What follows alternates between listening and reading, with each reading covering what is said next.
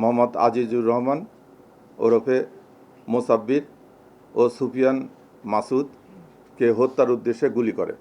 ঘটনার পরপরে আহত দুইজনকে চিকিৎসার জন্য নিকটস্থ বিআরবি হাসপাতালে নিয়ে গেলে কর্তব্যরত চিকিৎসক মোহাম্মদ আজিজুর রহমান এলাইস মোসাব্বিরকে মৃত ঘোষণা করেন এবং গুরুতর আহত সুফিয়ান ব্যাপারী এলাইস মাসুদকে উন্নত চিকিৎসার জন্য ঢাকা মেডিকেল কলেজে প্রেরণ করা হয়। উল্লেখ্য যে ঘটনায় নিহতের স্ত্রী বাদী হয়ে অজ্ঞাতনামা 4-5 জনকে আসামি করে তেজগাঁ থানায় 8 তারিখে একটা মামলা দায়ের করে। পরবর্তীতে মামলাটি নিবিড় তদন্তের জন্য ঢাকা মহানগর গোয়েন্দা পুলিশের নিকট হস্তান্তর করা হয়। প্রিয় সাংবাদিক ভাই বোনেরা, আপনারা জানেন যে এই ঘটনাটি একটি আলোড়ন সৃষ্টিকারী ঘটনা ছিল এবং ঘটনার অব্যাহতি পরে আমরা ছায়া তদন্ত করার জন্য ডিবির বেশ কয়েকটি টিম আসামিদের শনাক্ত করা, যেহেতু এটা অজ্ঞাতনামা আসামি ছিল, আসামিদেরকে ওইভাবে কেউ আইডেন্টিফাই করা যাচ্ছিল না, তা আসামিদেরকে শনাক্ত, গ্রেপ্তার এবং হত্যার মোটিভ উদ্দেশ্যে কাজ শুরু করে। এরই ধারাবাহিকতায় গোয়েন্দা পুলিশের কয়েকটি টিম ঘটনাস্থলে উপস্থিত হয়ে ঘটনাস্থলের আশেপাশে সিসি ফুটেজ ক্যামেরা সংগ্রহ করে, ঘটনাস্থলের আশেপাশে উপস্থিত ব্যক্তিদের প্রাথমিক জিজ্ঞাসাবাদ করে, সোশ্যাল মিডিয়া ও অন্যান্য ওপেন সোর্স হইতে তথ্যপ্রাপ্ত সংগ্রহ করে সেগুলো যাচাই বাছাই করা হয় এবং এই যাচাই বাছাইয়ের এক পর্যায়ে আসামিদের আমরা মোটামুটি শনাক্ত করতে সক্ষম হই এবং শনাক্তকৃত আসামিদেরকে গ্রেপ্তারের উদ্দেশ্যে বাংলাদেশের বিভিন্ন জায়গায়, যথা ঢাকা, মানিকগঞ্জ, গাজীপুর, ময়মনসিংহ, নেত্রকোনা, ভৈরব, তারপরে কিশোরগঞ্জ সহ অন্যান্য এলাকায় ব্যাপক অভিযান পরিচালনা করা হয়। এই অভিযান পরিচালনা করে এই হত্যার সাথে সংশ্লিষ্ট 2 জন শুটারের একজন জিনাত পিতা আব্দুর রশিদ, তাকে গ্রেপ্তার করা হয়। ঘটনার মূল সমন্বয়কারী মোহাম্মদ বিল্লাল হোসেন পিতা শহীদুল্লাহ, তাকে গ্রেপ্তার করা হয়। পাশাপাশি শহীদুল্লাহর ভাই আব্দুল কাদির, যে ঘটনার পরবর্তীতে আসামিদেরকে পলায়নে সহায়তা করা, আসামিদের মোবাইল পরিবর্তন করা সহ অন্যান্য কাজে সহযোগিতা করে, তাকে গ্রেপ্তার করা হয় এবং ঘটনার আগে এই ঘটনা যে সংগঠিত করবে এ ব্যাপারে অপরাধীরা একটা রেকি করেছিল। এই রেকিতে সহায়তা করার জন্য মোহাম্মদ রিয়াজ নামে একজনকে আমরা গ্রেপ্তার করি। তাদের এবং এই গ্রেপ্তারকৃত ব্যক্তিদের কাছ থেকে একটা নাম্বার প্লেটবিহীন মোটরসাইকেল উদ্ধার করা হয়, যে মোটরসাইকেলটি হত্যাকাণ্ডে ব্যবহৃত হয়েছে। এছাড়া তাদের নিকট থেকে 6,000 নগদ টাকা উদ্ধার করা হয়। আমরা আসামিদেরকে জিজ্ঞাসাবাদ করছি। আসামিরা জিজ্ঞাসাবাদে প্রাথমিক তদন্তে এবং আসামিরা জিজ্ঞাসাবাদে তারা এই ঘটনার সাথে সংশ্লিষ্ট আছে বলিয়া তারা জানিয়েছে। আমরা এখন তাদেরকে নিয়ে আসছি, আমরা টোটাল ঘটনাটা তদন্ত করতেছি। এই পর্যন্তই এই হত্যার এখন পর্যন্ত প্রোগ্রেস। আমরা প্রশ্ন নিব, প্রাসঙ্গিক প্রশ্ন করার জন্য এবং এটাতে আন্ডারওয়ার্ল্ডের কোনো কানেকশন আছে কিনা আমি বলতেছি যে সবকিছু জানা যাবে। আমি শুরুতেই বলেছি ব্রিফিংয়ে যে এটা একটা আলোচিত ঘটনা ছিল। উনি একজন রাজনৈতিক দলের নেতা ছিলেন, তাকে হত্যা করেছে। প্রাথমিক অবস্থায় কিন্তু আমরা এই হত্যাকারীদের শনাক্ত করা এবং হত্যা কাজে ব্যবহৃত ধরনের যে মোটরসাইকেল হচ্ছে, এখন আমরা অস্ত্রগুলি উদ্ধার করতে পারিনি। এই জন্য আমরা এটা তদন্ত করতেছি। কেবল আসামিদেরকে ধরেছি, আসামিদেরকে জিজ্ঞাসাবাদ করেছি, তারা প্রাথমিকভাবে স্বীকার করেছে যে তারা এই ঘটনাগুলো ঘটাইছে। আপনারা জানেন যে এটা আমরা নিয়ে তারপরে পরবর্তীতে সময়ে আপনাদের সঙ্গে বসলাম। এগুলো আমরা সবই তদন্ত করে বের করব। এর তো অবশ্যই মোটিভ আছে বা এর নেপথ্যে যদি কেউ থাকে তাদেরকে আমরা খুঁজে বের করব। এটা তো ইনিশিয়াল স্টেজে আসামি শনাক্ত এবং তারপরে যে আসামি গ্রেপ্তার, এই তো একটু স্পেস দরকার, একটু সময় দরকার। সেই সময়টা তো আপনারা দেবেন। আমরা তো এটা অবশ্যই বের করব।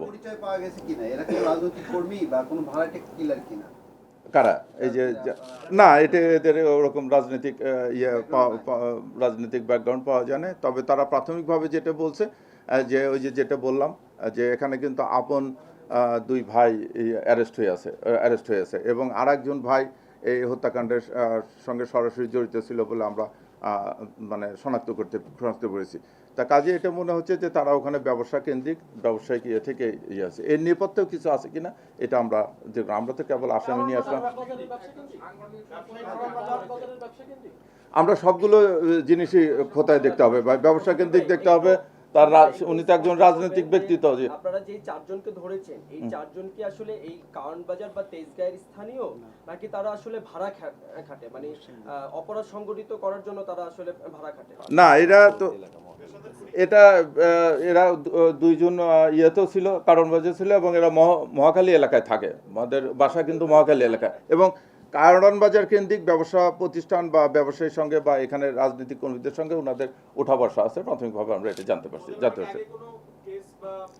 এখনো আমরা ওদেরকে এন্ট্রি করব, সিডিআর এ দেবো, দিয়ে সিডিএমএস এ দেওয়ার পরে এগুলো আমরা জানতে পারবো। আমি তো বললাম যে আমরা আসলে সারাদিন এই অপারেশন করে গুছাই নিয়ে আসে যেটুকু পেয়েছি সেটুকু আপনাদের জন্য দিলাম। আমরা প্রাথমিকভাবে নিশ্চিত হয়েছি কারা করেছে, এবং যে আসামিগুলোকে ধরেছি তারা প্রাথমিকভাবে স্বীকার করেছে।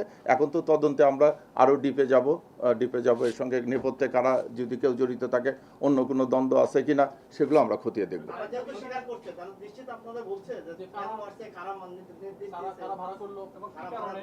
না, তারা ঘটনার সঙ্গে সংশ্লিষ্টতা স্বীকার করেছে। আর একজন আসামি কিন্তু আমরা এখন অ্যারেস্ট করতে পারিনি। সেকেন্ড শুটার যেটা, এটা আপাতত আপনারা সবাই জানছেন। জি, নাম পাওয়া গেছে।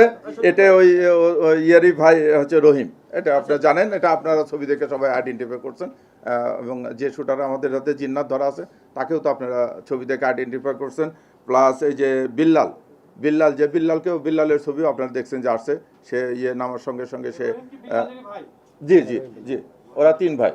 আচ্ছা, যদি হচ্ছে কি ধরেন আপনারা তাদেরকে তো জিজ্ঞাসাবাদ করেছেন যে তারা আসলে যারা এই হত্যাকাণ্ডের সঙ্গে সংযুক্ত ছিল সরাসরি, তারা কি আসলে তাদের কোনো মানে ক্ল্যাশের কারণে এই হত্যাকাণ্ড ঘটেছে, নাকি অন্য কেউ তাদেরকে হায়ার করেছে? এইটুকু অন্তত আমাদেরকে একটু বলেন। এটা তো আপনারা প্রাথমিক জিজ্ঞাসাবাদে অবশ্যই পেয়েছেন। যদি এটা আসলে না বলেন তাহলে আমরা আসলে অনেকগুলো জিনিসই এখন দিচ্ছি তদন্তের স্বার্থে। এই পোর্শনটা আমরা একটু করতে যাচ্ছি। আমরা তো খুবই ইনিশিয়াল স্টেজ আছে। তদন্তের স্বার্থে করলে হবে কি, যে আপনারা দেখেন যেটা হয়েছে, মানে আমি আপনাদের সঙ্গে খোলাখুলি বলি যে একটা ঘটনা ঘটলে আপনারাও আসেন, আমরাও আসি।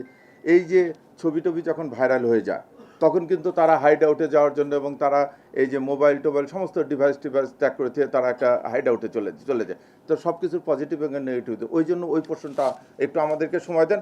আমরা তো অবশ্যই ওপেন করব, এবং আমরা এই মামলা আমরা খুবই আশাবাদী যে মামলা দ্রুততম সময়ের ভিতরে আমরা তাদের সবাইকে গ্রেপ্তার করে আইন আওতায় নিয়ে চার্জশিট দেবো। তখন তো সব ঘটনা ওপেন হবে। এবং বলেন, অস্ত্র কি দুটো ব্যবহার করা হয়েছে কিনা, অস্ত্র কি যে পালিয়ে যাওয়া যে শুটার তাকে ধরতে পারেননি তার কাছে আছে কিনা? একজন শুটারকে আপনি ধরেছেন, জি, সে কি বলেছে এই অস্ত্র কোথায় রেখেছে তারা? এখন না, অস্ত্র দুটোই ব্যবহার হয়েছে। এখন ওই যে আপনি যেটা বললেন যে আমি বারবার একই কথা র ফর্মে আছি। এখন যদি আমি বলি যে ঘটনার পর এখানে নিয়ে যে ওখানে যে ব্যক্তিটার কাছে অস্ত্রটা দিয়ে আসছে সে জেনে যাবে যে পুলিশ তো ঘটনা বলে দিছে, ও কি করবে? হয় ওই যে আপনারা জানেন যে খুব রিসেন্টলি আমি যদি বলি হাদির যখন জেনে গেছে যে অস্ত্র ওই জায়গায় গেছে, নিয়ে যে বিলের ভিতরে অস্ত্রটা ফালাই দিছে। তা আমি ওই জন্য আবারও বলতেছি যে আমি চেয়ে নিচ্ছি, ক্ষমা চেয়ে নিচ্ছি, যে তদন্তের স্বার্থে আমাদেরকে একটু রাখতে দেন, স্পেস রাখতে দেন। বলে জি, একটা বিষয় একটুখানি যে আপনার যেহেতু এটা চাঞ্চল্যকর ঘটনা, আপনি বলছেন মানুষ, আপনি বিষয়টা বলছেন না, কিন্তু যে জিনিসটা হলো যে এরা শুট করার পরে যাকে আপনারা ক্যাপচার করেছেন, ধরেছেন, তার গতিবিধিটা কেমন ছিল এটা একটু মানুষ জানতে চায়। না, ওর নিকট আত্মীয় এবং পরিজনদের শেল্টারে তারা চলে গেছে।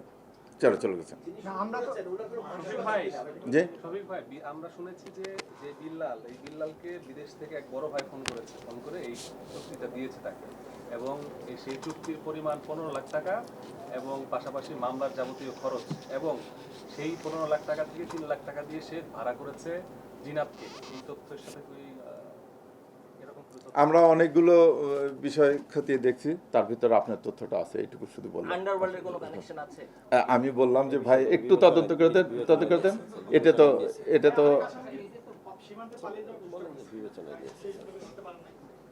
না, এরকম কোনো নেই। আমরা এটা আসামির পরিচয় জানার সঙ্গে সঙ্গে আমরা ছবি দিয়ে আমরা অন্যান্য আসলে কি পেলেন, মানে এই হত্যাকাণ্ডের পিছনে স্থানীয় রাজনৈতিক কোণটা আসলে কি? এখন এগুলো বিষয় আমরা দেখতেছি। ধরেন আপনারা জানেন যে কিছুদিন আগে উনি একটা করেছিল, মানববন্ধন করেছিল এই চাঁদাবাজির বিরুদ্ধে, সেখানে মারামারি হয়েছিল, সেখানে মামলা হয়েছে, এই জিনিসগুলো আছে। তারপরে উনি একজন উদীয়মান জনপ্রিয় নেতা, উনি একবার ওয়ার্ড কাউন্সিলের দাঁড়াইছিল। তো উনি হয়তো রাজনৈতিক ক্যারিয়ারের রাজনৈতিকভাবে উপরে উঠতেছে। এই জিনিসগুলো আমি বললাম যে সবগুলো জিনিসই আমরা এখন খতিয়ে দেখতেছি এটা তো একবারে প্রিলিমিনারি অবস্থা হয়েছে। 8 তারিখে ঘটনা ঘটছে, 7 তারিখে ঘটনা ঘটছে, আজকে হচ্ছে 11 তারিখ। আমরা এর ভিতরে অপারেশন অভিযান করে এই আসামিগুলো ধরে নিয়ে আসছি, জিনিসটা ডিটেক্ট করছি। এটাই আমি মনে হয় যে আপনাদের কাছে আমরা এটুকু উপস্থাপন করলাম। ভবিষ্যতে কোনো কিছু পাওয়া গেলে এবং এই সংক্রান্ত যে বিস্তারিত এটা তো আমরা চার্জশিট দেবো। ঘটনাস্থল থেকে একটা মোবাইল নিয়ে গেছিল, ওই মোবাইলটা কি মোসাব্বিরের ছিল না মোবাইলটা কার ছিল?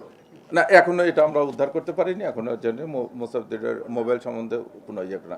এখন আমরা আসামি নিয়ে আসছি, রিমান্ডে নিয়ে আসে তাদেরকে আমরা একবারে একান্তভাবে জিজ্ঞাসাবাদ করব, তাদেরকে পিও ভিজিট করাবো। টোটাল জিনিসটা তো আমরা একটা ছকের ভিতরে নিয়ে আসবো। না, উনি খুব ক্রিটিক্যাল অবস্থায় আছে, গ্রুপ করতে হচ্ছে, এখন ওনার সঙ্গে কথা বলা সম্ভব হয়নি। তো ঠিক আছে, আর কিছু না থাকলে ধন্যবাদ সবাইকে। আসসালামু আলাইকুম। আমাদের ব্রিফিং এখানে শেষ। আপনাদের সকলকে আন্তরিক ধন্যবাদ ও কৃতজ্ঞতা। আসসালামু আলাইকুম। দোয়া করেন ওই বাকিটা ধরি, তারপরে অস্ত্র উদ্ধার করে ইনশাল্লাহ।